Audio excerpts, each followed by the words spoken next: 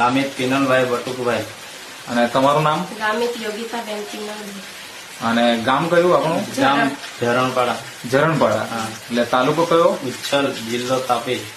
પ્રથમ મને એ જણાવો કે તમારા લગ્નના કેટલા વર્ષ પછી આ બાળકનો જન્મ થાય છે તમારે ત્યાં? 5 વર્ષ પછી ક્યાં ક્યાં સારવાર કરાવી તમે?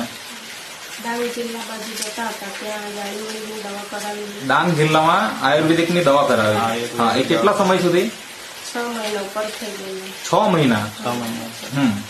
તો ત્યાં મતલબ શું થયું પછી? એટલે રિઝલ્ટ આમ તય ન મળ્યું અમને રિઝલ્ટ. ઓકે. આયુર્વેદિક દવા મેં લીધી છતાં પણ રિઝલ્ટ ન મળ્યું. પછી અમે અહીંયા વ્યારા હોસ્પિટલમાં ગયા હતા. ત્યાં અમે ગયા ત્યારે મેડમે કીધું કે ફ્રીબીજ બનતું નથી.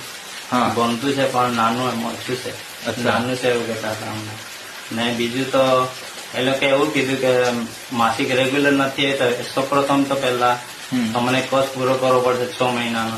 એટલે માસિક રેગ્યુલર કરવું પડશે એવું કીધું હતું અમને. તો કેટલા મહિના સુધી તમે ટ્રીટમેન્ટ કરી? 3 મહિના. 3 મહિના. 3 મહિના સુધી. તો એનું પરિણામ શું આવ્યું?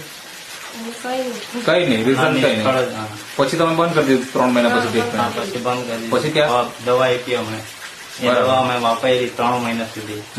3 મહિના સુધી વાપરી. પછી પ્રેગ્નેન્ટ રહી ગઈ અમારી વાઈફ. એ અમને ખબર બી નહીં પડી પ્રેગ્નેન્ટ છે કે શું છે.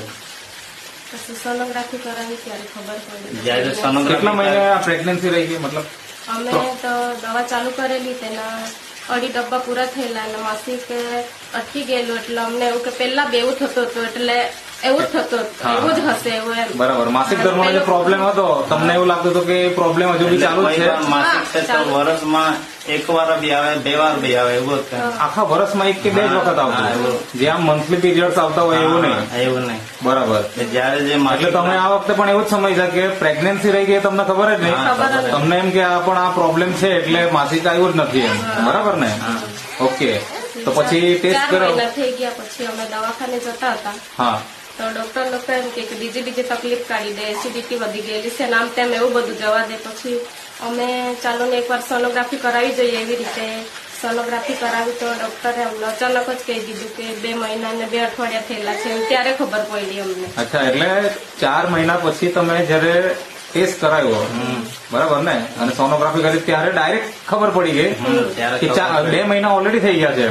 ત્યારે ખબર પડી એમ. બાકી જે મતલબ ક્લિનિકમાં ગયા હશે, સામાન્ય દવાખાનામાં ગયા હશે, ત્યાં તો એસિડિટી નો પ્રોબ્લેમ છે, આ અલગ અલગ પ્રોબ્લેમ ની વાતો કરતા હતા. એવું જ હતું. આ પણ અજબ ગજબ કહેવાય કે રિઝલ્ટ મળી ગયું છે પણ ખબર નથી પડી.